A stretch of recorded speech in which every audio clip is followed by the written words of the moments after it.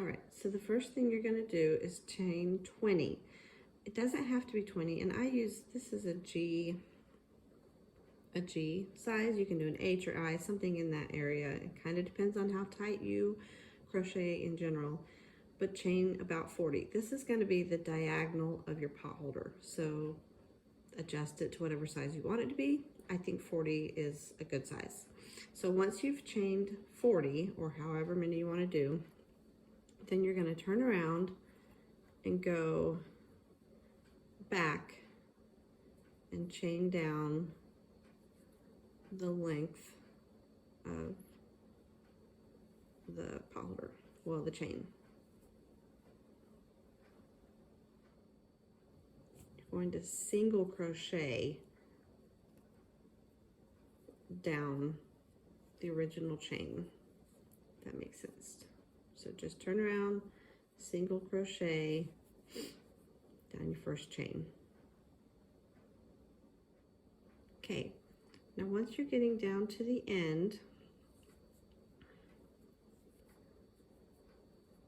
looks like this. I have one more left. And when you go in, after you go in your last one, you're going to chain 2. Now, instead of turning around and going back where you just came, you're going to continue, kind of loop it around and go in this first one right here. And keep going in this little circle. So now you're going to do a single crochet down this side.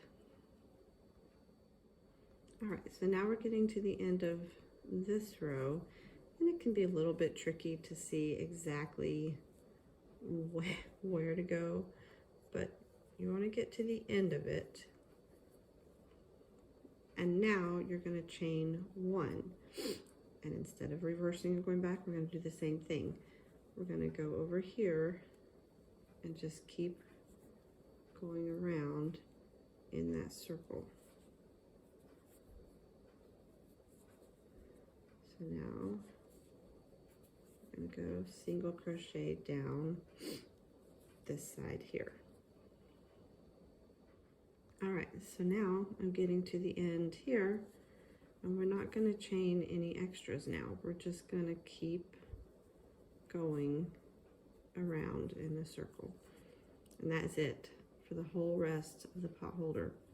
You're just going to keep going around, not like me, keep going around in a circle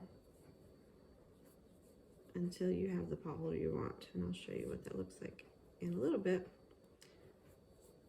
But just keep going, and it seems like it won't look like a pot holder at this time, but if you just keep going around this side, and then when you get to this end, just keep going around and around in circles, and it starts to fold.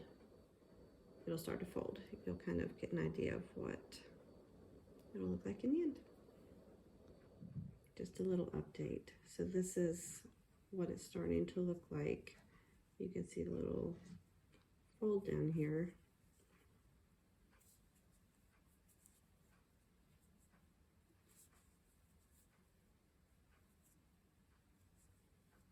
Just keep going around.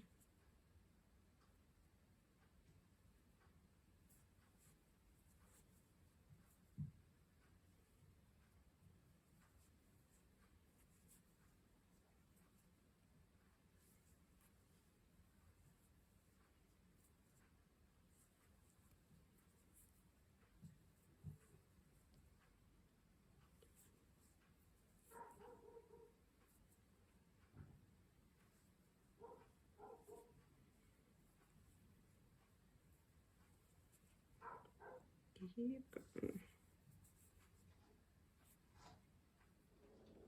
Just a little update of what it's starting to look like. I'm going around in a circle here, and it just folds over on itself, and you'll keep going around until these meet.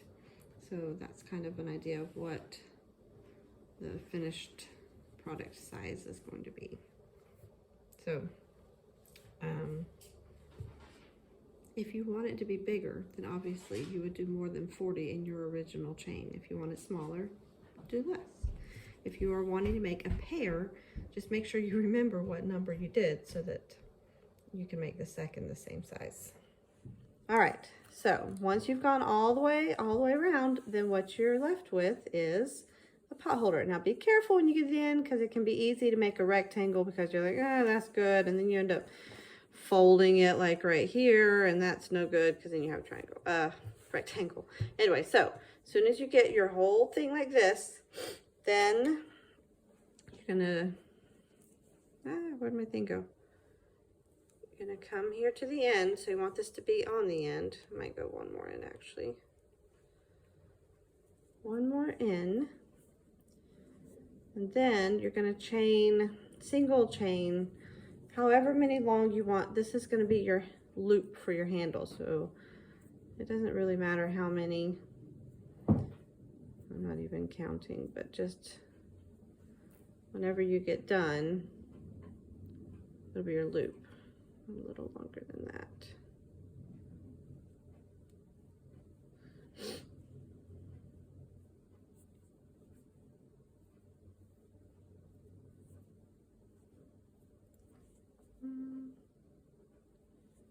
Maybe even a little longer than that.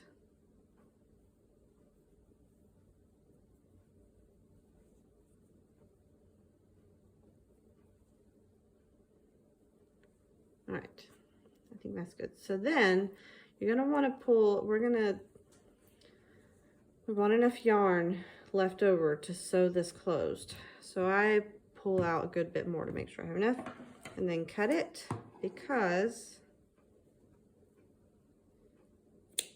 up here, now that you're done with that, you want to pull it through to kind of make a knot. Little knot right there. So then going to thread our needle.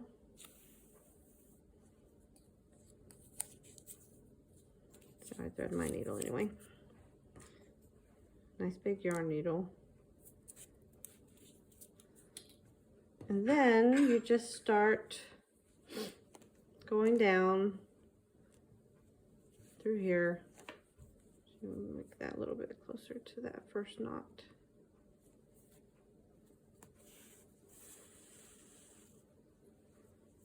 Like that.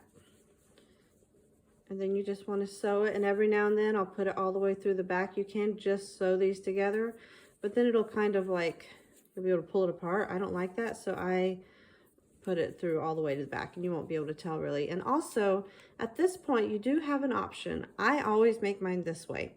But if you want it to be a little bit different, you can turn it inside out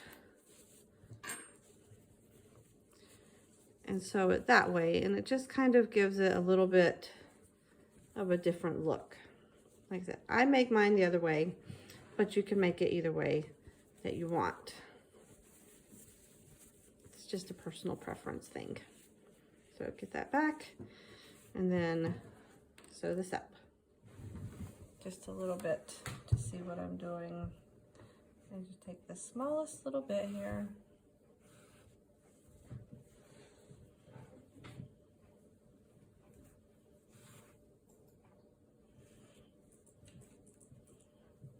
And then maybe go all the way through to the other side. Just pull it just to keep it from coming apart easily.